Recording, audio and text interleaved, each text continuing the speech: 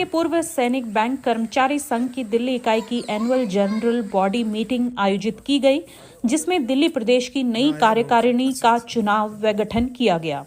दिल्ली प्रदेश के अध्यक्ष भाई अनिल चौहान और महामंत्री भाई हरेंद्र छेत्री को सर्वसम्मति से पुनः एक और टर्म के लिए चुना गया, जिनकी निगरानी में प्रदेश कार्यकारिणी के बाकी सदस्यों को चुना गया।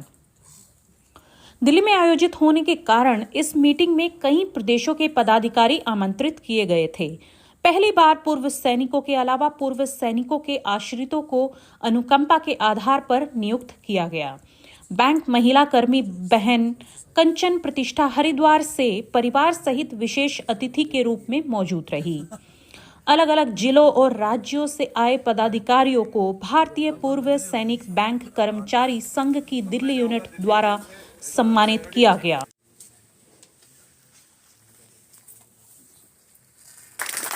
सर इधर लेके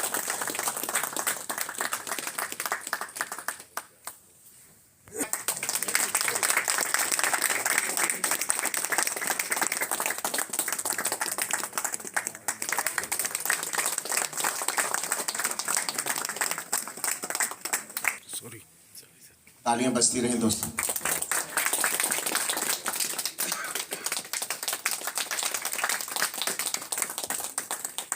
जायसवाल जी पीछे रहिए, जल्दी से दौड़ जाइए।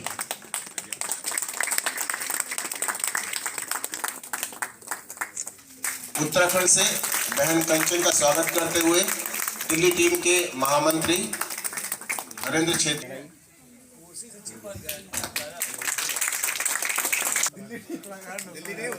उत्तराखंड की संघर्ष ज्यादा है जी, गर्मी करनी है। कदम से कदम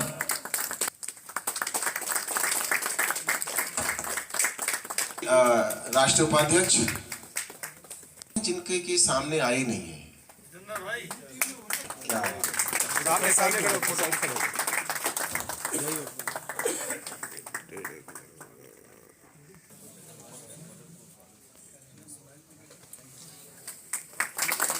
और अरुण यादव जी आज आए ना, जोरदार तालियों के साथ।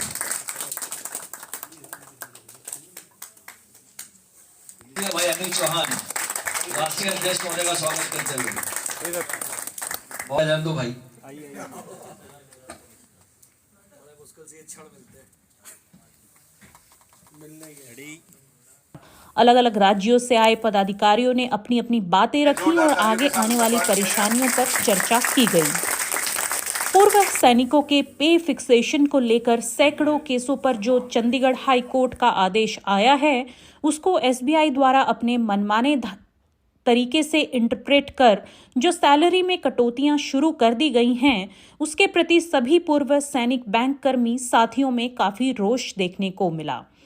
भारतीय पूर्व सैनिक बैंक कर्मचारी संघ के राष्ट्रीय अध्यक्ष भाई M3 द्वारा जल्दी ही डीएफएस को पत्र लिखकर माननीय वित्त मंत्री महोदया से भी मिलने का समय मांगने के प्रोग्राम के बारे में भी बताया गया, ताकि अब पूर्व सैनिकों के पे फिक्सेशन के लिए जो भी कमेटी या गाइडलाइंस बने, उसमें भारतीय पूर्व सैनिक बैंक कर्मचारी संघ का प्रतिनिधित्व सुनिश्चित किया जा सके। इस अवसर पर मुख्य अतिथि doctor Hariom Gautam, regional labour commissioner central Noida, राष्ट्रीय अध्यक्ष मदन मोहन मौर्य, राष्ट्रीय महामंत्री चंद्रशेखर अवस्थी, राष्ट्रीय संगठन महामंत्री आनंद सिंह राठौर, यूपी स्टेट के अध्यक्ष विकास रावत, उत्तराखंड स्टेट के अध्यक्ष शंकरलाल थपलियाल, स्टेट महामंत्री अतुल कुमार आदि मौजूद रहे। हमें बताया गया है ये यूनियन फॉर्म हुई है एक सर्विसमैन जो बैंक में कर्मचारी हैं उनके लिए।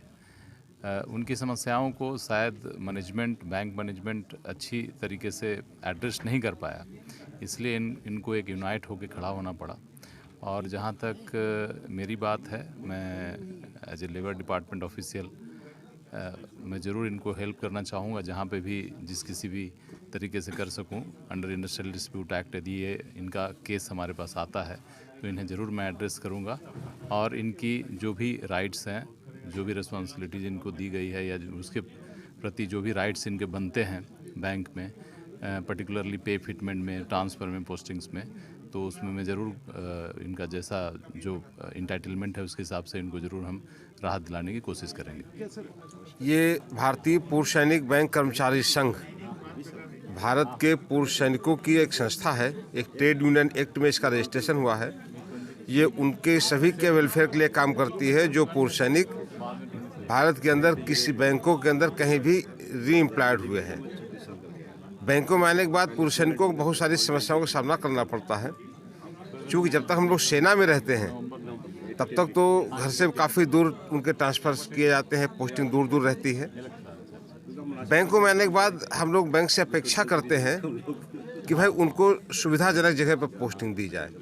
यहाँ तक कि अभी कुछ दिन पहले राज्यसभा में एक प्रश्न उठा था कि पूर्व सैनिकों का क्या स्टेटस है पोस्टिंग के मामलों में।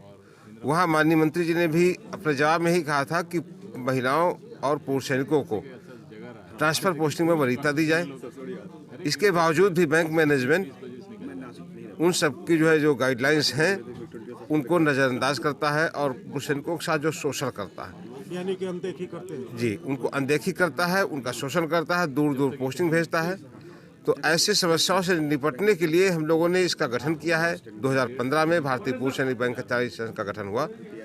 उसके बाद से हमारे बहुत सारी समस्याएं आती हैं।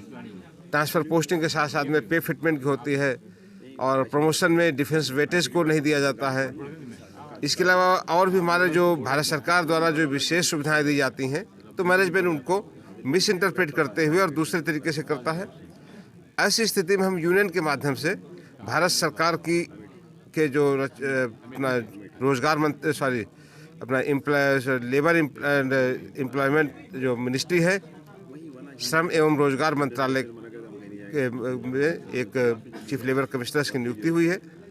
हम उनके पास केस लगाते हैं और वहाँ से हमें आईडी एक्ट के तहत, इंडस्ट्रियल डिस्प्यूट एक्ट के तहत वहाँ से हमें न्याय मिलता है और हमारे लगभग 90% मामले यहाँ से सुलझ जाते हैं। हम पूर्व सैनिक रहे हैं और अभी सेना में अपनी अपनी सेवा देने के बाद सरकारी बैंकों में जो जॉब कर रहे हैं, तो कानून तो हमारे खून में है, डिसिप्लिन में है और भारतीय न्याय व्यवस्था में हमारा पूर्ण विश्वास है। और चंडीगढ़ हाई कोर्ट ने जो जजमेंट दिया है बहुत ही सुलझा हुआ और बहुत संभला हुआ जजमेंट है।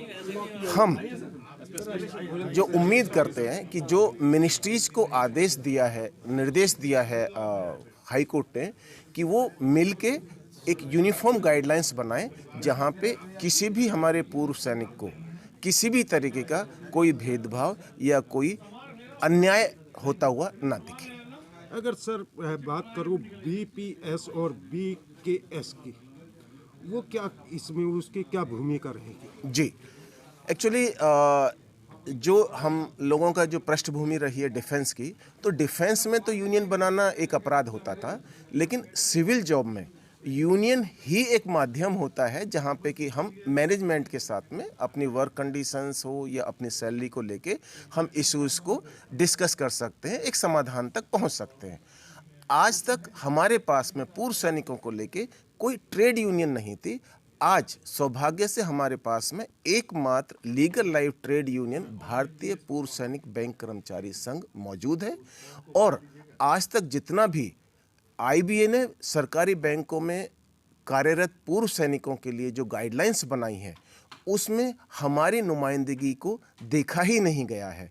तो आज हम केंद्र सरकार से अपनी यूनियन के माध्यम से अनुरोध करना चाहते हैं कि जब कभी भी सरकारी बैंकों में पूर्व सैनिकों की सेवा या उनके पे फिटमेंट को लेके कोई भी गाइडलाइंस बने, कोई भी वार्ता हो, तो हमारी ओर से हमारी यूनियन के नुमाइंदगी को जरूर शामिल किया जाए। क्या लग रहा, सरकार या बैंक ऐसे आपको सूचना देंगे, आपकी यूनियन को सूचना देंगे? हो सकता है कि आज, क्योंकि हमारी यूनियन अभी ज़्यादा पुरानी नहीं है, लेकिन हमें विश्वास है कि जैसे जैसे संख्या बल में आज हमारी ताकत बढ़ती जा रही है और सभी बैंकों में और सभी स्टेट्स में हमारी जिस प्रकार से हमारा प्रचार प्रसार हो रहा है, तो हम भी यूनियन के माध्यम से, अपने संख्या बल के माध्यम से मैनेजमेंट को अपनी बात कहलवाने तक का, अपनी बात पहुंचवाने तक का एक दिन मादा जरूर बन के दिखाएंगे।